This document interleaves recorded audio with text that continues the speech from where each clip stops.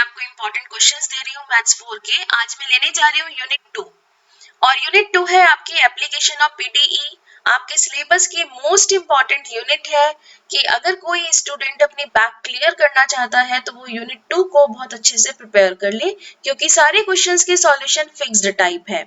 तो चलिए unit 2 start करते हैं। और यूनिट 2 में जितने क्वेश्चन मैं आज इस वीडियो में प्रोवाइड कराने जा रही हूँ, कोई क्वेश्चन आप छोड़ के नहीं जाएंगे, तो आप क्वेश्चन के सॉल्यूशन बहुत इजीली कर सकते हैं। तो यूनिट 2 में सबसे पहले तो मैं आपको टॉपिक्स बता दूं, आपको कौन कौन से टॉपिक इंपॉर्टेंट तैयार करने। वैसे तो आपका 100% सिलेबस होता है, लेकिन टॉपिक छोड़ने नहीं है। वो टॉपिक आपका है फर्स्ट इज क्लासिफिकेशन।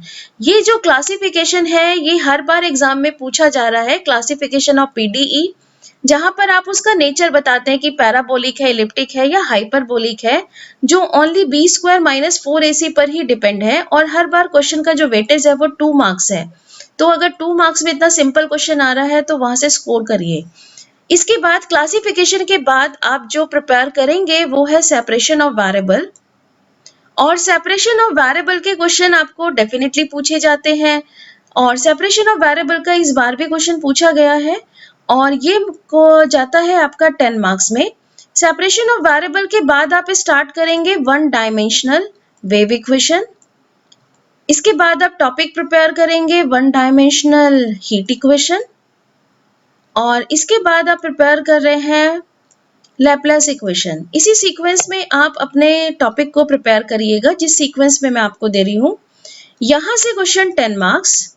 अब यहाँ पर चॉइस या तो वेव या हीट। इसी तरह से लैपलेस इक्वेशन 10 मार्क्स। अब यहाँ पर आपको सिर्फ इनका क्या क्या पता होना चाहिए। वेव इक्वेशन पता हो, वेव इक्वेशन का solution by using separation of variable आपको आना चाहिए और उस पर बेस्ड न्यूमेरिकल।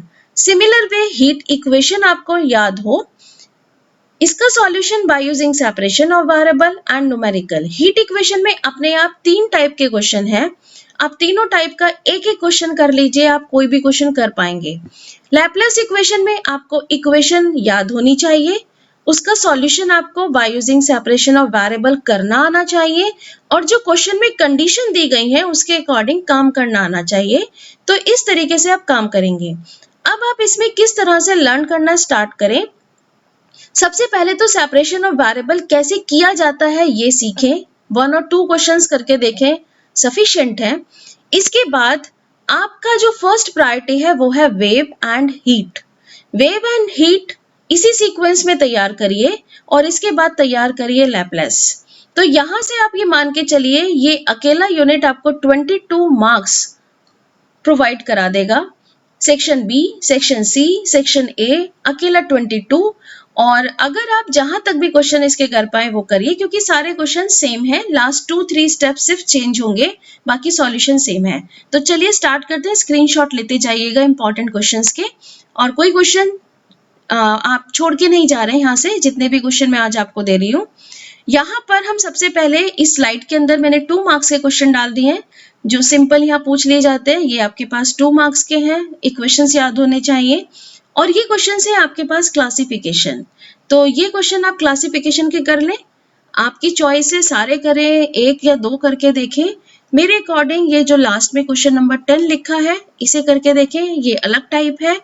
और क्वेश्चन नंबर 6 ये भी अलग टाइप है, मतलब 6 एंड 10 सेम है, बाकी ये 7, 8, 9 सेम टाइप है। आप इनको करके देखिए। इसके बाद हम आते हैं सेपरेशन ऑफ वेरिएबल। तो सेपरेशन ऑफ वेरिएबल में मैंने टोटल 4 क्वेश्चंस दिए हैं। 4 क्वेश्चंस में आप अगर मैं इसकी बात करूं, इन दोनों क्वेश्चन में कोई एक क्वेश्चन कर लीजिए, सेम से है, और 13 कर लीजिए एंड 14 कर लीजिए। और ये 14 क्वेश्चन तो अभी पूछा गया है, 2021-22 का क्वेश्चन है। इसके बाद हम चलते हैं one dimensional wave equation. One dimensional wave equation के जितने भी इंपॉर्टेंट क्वेश्चन हैं यहाँ सारे समराइज हैं, आप इसमें से कोई भी क्वेश्चन छोड़ के नहीं जाएंगे।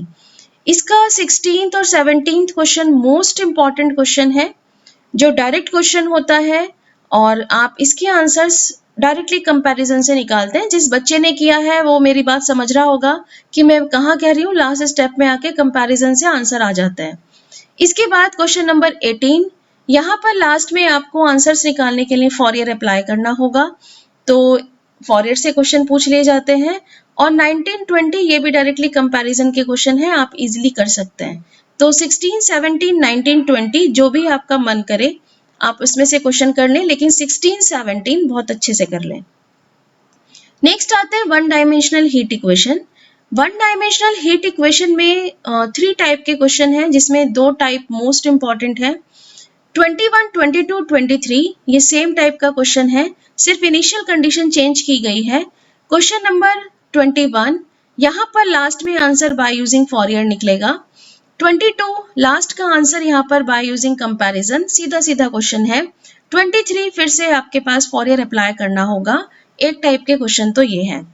24, 25 मोस्ट इंपॉर्टेंट क्वेश्चन है, दोनों सेम टाइप है, जो चाहे इसमें से आप करके देख लें, क्योंकि दोनों के सॉल्यूशन लगभग सेम है, सिर्फ यहाँ पे न्यूमेरिकल वैल्यू चेंज की गई है, बाकी क्वेश्चन सेम है। तो सेकंड टाइप आपके पास हीट इक्वेशन का ये है। और थर्ड टाइप में आता है ये क्वेश्चन नंबर 26, जहां पर आपको क्वेश्चन की लैंग्वेज से पता चल जाएगा एंड्स आर परफेक्टली इंसुलेटेड। तो यहाँ पर कुछ बाउंड्री कंडीशन चेंज हो जाती हैं, तो ये कंडीशन आपको लर्न होनी चाहिए। तो हीट इक्वेशन में मैं ये कहूँगी 21 से 25 तक आप बहुत अच्छे से प्रिपेयर कर लें, और 26 एक सिंगल क्वेश्चन है, अगर आ जाता है तो ठीक है, क्योंकि ये क्वेश्चन आया है इसलिए स्लाइड के अंदर डाल दिया गया है। इसके बाद हम आते हैं, एक क्वेश्चन और है ये, तो सिमिलर वे का ही क्वेश्चन है। तो ये आपके पास टोटल कंप्लीट होता है हीट। हीट के बाद हम आते हैं लैपलास इक्वेशन, और इसे हम बोलते हैं 2 dimensional heat equation in steady state.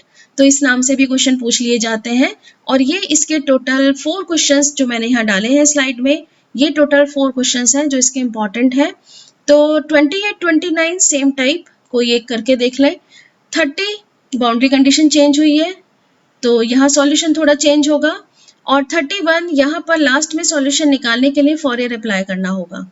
तो यहाँ पर ये आप लैपलास इक्वेशन को बहुत इजीली प्रिपेयर करें। अब जो स्टूडेंट वेव कर रहा है वो वेव के सारे क्वेश्चन कर ले, जो हीट प्रिपेयर कर रहा है वो हीट के कर ले, और जो लैपलास कर रहा है वो लैपलास के कर ले। लेकिन ये क्वेश्चंस आप छोड़ के नहीं जा रहे हैं सेकेंड यूनिट में, क्योंकि ये इंपॉर्टेंट क्वेश्चन है, आपको डेफिनेटली एग्जाम पेपर में देखने के लिए मिल जाएंगे। So thank you very much.